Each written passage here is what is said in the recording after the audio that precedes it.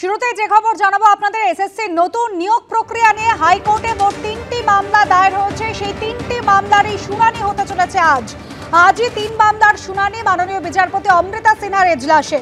সোমবার 2টি মামলা দায়ের করা হয়েছিল এবং গতকাল আরও একটি মামলা দায়ের হয়, সেই মামলা গ্রহণও করেন বিচারপতি অমৃতা সিনহা।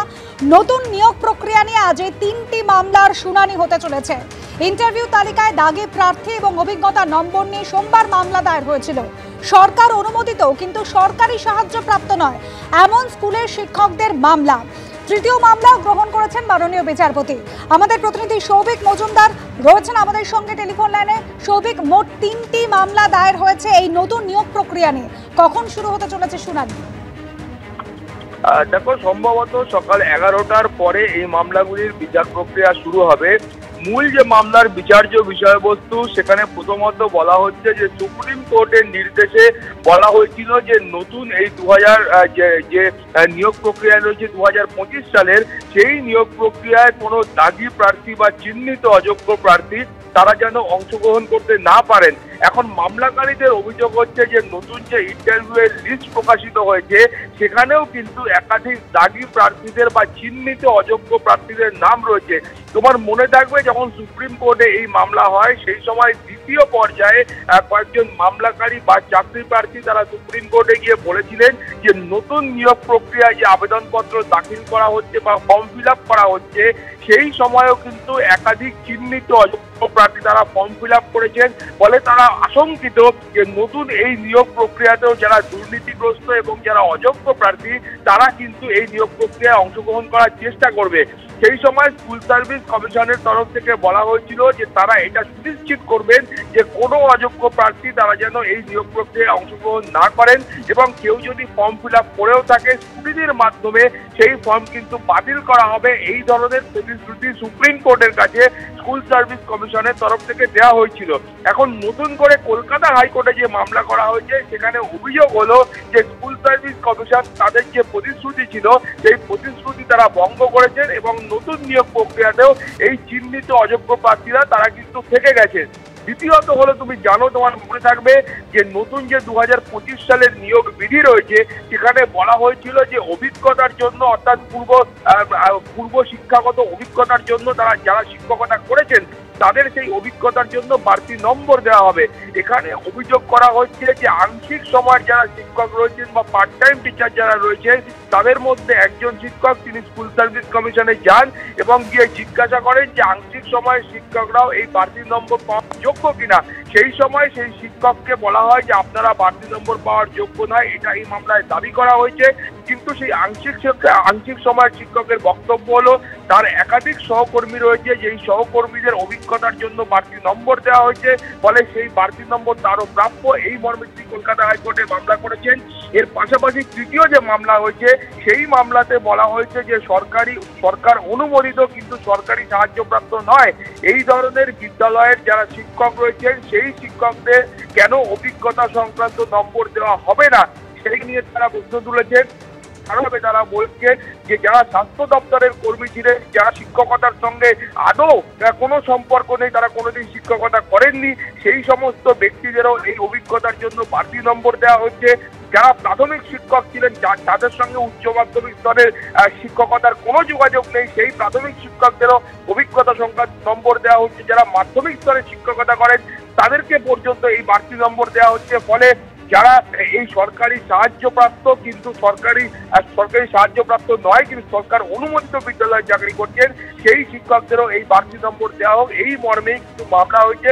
ফলে তুমি বুঝতে পারছো যে এই যে 3টি মামলা রয়েছে, 3টি মামলার একযোগে শুনানি আজকে মাননীয় বিচারপতি অমৃতা সিনহার এজলাসে হবে। দুপক্ষের সওয়াল জবাব হবে এবং তারপরে যা নির্দেশ রয়েছে সেটা কলকাতা হাইকোর্ট দেবে। অনুসুয়া, একেবারেই সৌভিক, সঙ্গে থাকো। ইন্টারভিউ তালিকায় দাগি প্রার্থী এবং অভিজ্ঞতা নম্বর নিয়ে সোমবার মামলা দায়ের হয়েছিল। সরকার অনুমোদিত কিন্তু সরকারি সাহায্যপ্রাপ্ত নয় এমন স্কুলের শিক্ষকরাও কিন্তু মামলা দায়ের করেছেন। ইন্টারভিউয়ের তালিকায় দাগি প্রার্থীর নাম থাকার অভিযোগ করেছেন এই সমস্ত মামলাকারীরা, যেখানে সুপ্রিম কোর্ট একেবারে স্পষ্ট করে দিয়েছিল যে 2025-এর এই নতুন নিয়োগ প্রক্রিয়ায় কোনোভাবেই অযোগ্য বা দাগি প্রার্থীরা তারা অংশগ্রহণ করতে পারবেন না। কিন্তু অভিযোগ উঠছে যে তালিকা প্রকাশিত হয়েছে সেখানে একাধিক অযোগ্য প্রার্থী রয়েছে। আংশিক সময় শিক্ষক এবং স্বাস্থ্য দপ্তরে কর্মীদের অভিজ্ঞতার জন্য 10 নম্বর দেওয়ার অভিযোগ রয়েছে। সেখানে এই সমস্ত সরকার অনুমোদিত স্কুলের শিক্ষকরা তারা দাবি করছেন তাহলে তারা কেন এই অভিজ্ঞতার জন্য বাড়তি 10 নম্বর পাবেন না।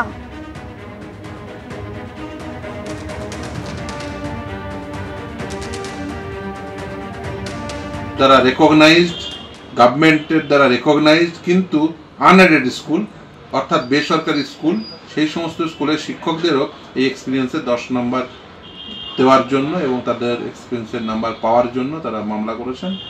এবং যে রুলটি রয়েছে 2025 সালে যে রুল, তার সাংবিধানিক বৈধতা চ্যালেঞ্জ করে এই মামলাটি হয়েছে। তার কারণ রুলসে পরিষ্কারভাবে বলা আছে যে শুধুমাত্র সরকারি স্কুলেরই শিক্ষকেরাই এই সুবিধাটি পাবে।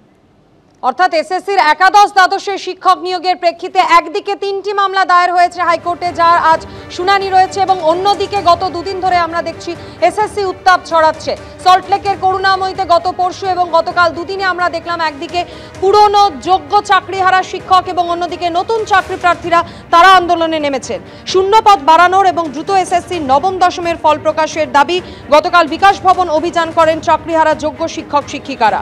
নথি পরীক্ষার জন্য ভেরিফিকেশনের জন্য তারা ডাকই পাননি।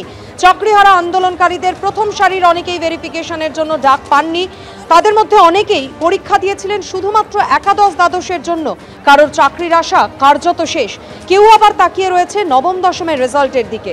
নবম দশমের তালিকাতেও যদি তাদের নাম না থাকে তাহলে তাদের ভবিষ্যৎ কি হবে, চিন্তায় পড়েছেন এই চাকরিহারা শিক্ষকরা।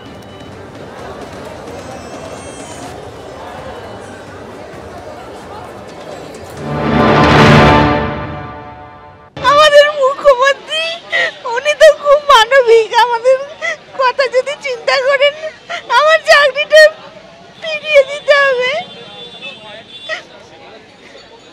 আমার চাকরিটা না হলে আমি মরে যাব। চিকিৎসক বলছে মানসিক চাপ নেওয়া যাবে না, বলছে যে সবসময় তুমি ভুলে থাকো, কিন্তু আমি খুব কষ্ট করে আগেরবারে চাকরিটা পেয়েছিলাম, ভুলতে পারছি না ওটার কথা।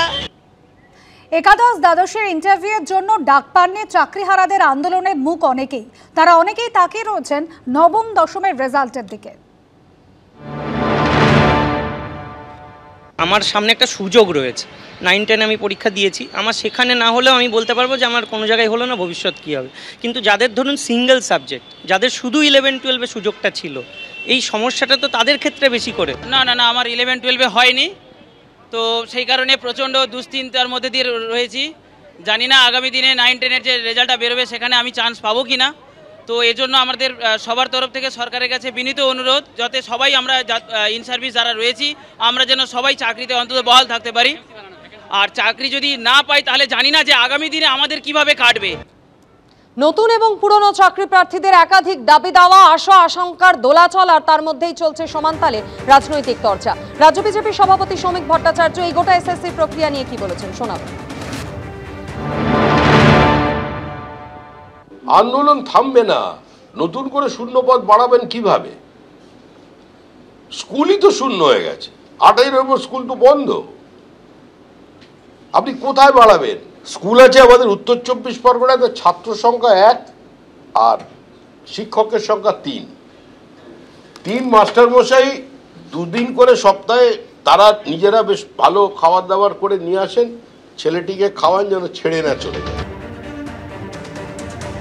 এর মধ্যে নথি যাচাই শুরু হয়েছে। 26শে নভেম্বর ইন্টারভিউয়ের দিন ঘোষণা পর্যন্ত হয়েছে।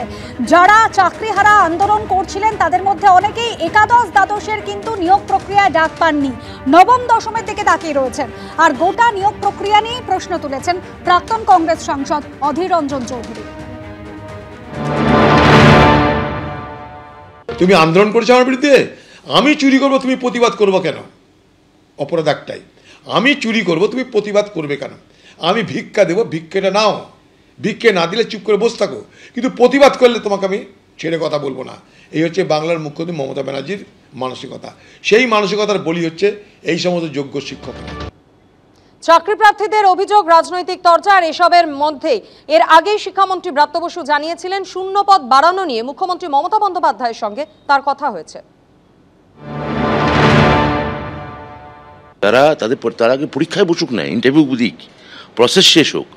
আমার সঙ্গে মুখ্যমন্ত্রীর ভ্যাকেন্সি বাড়ানো নিয়ে একটা নিশ্চয়ই আলোচনা হয়েছে, কিন্তু সেটা যতক্ষণ না কোনো প্রসেস শেষ হচ্ছে এই নিয়ে কোনো আইনিভাবে কোনো পাকাপোক্ত কোনো কথা আমি এখানে বলতে পারি না।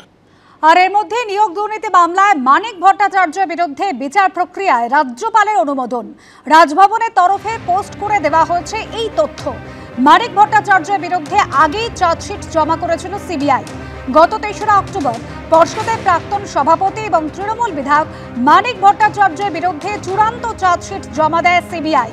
ব্যাংশাল আদালতে পর্ষদের তৎকালীন সচিব রত্না চক্রবর্তী বাগচির বিরুদ্ধেও চার্জশিট জমা দেওয়া হয়েছে।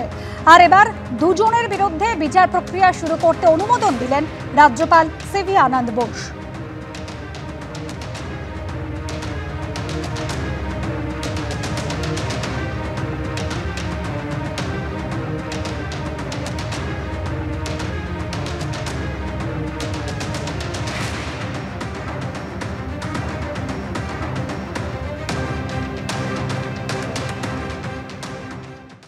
এবিপি আনন্দ, এগিয়ে থাকে, এগিয়ে রাখে।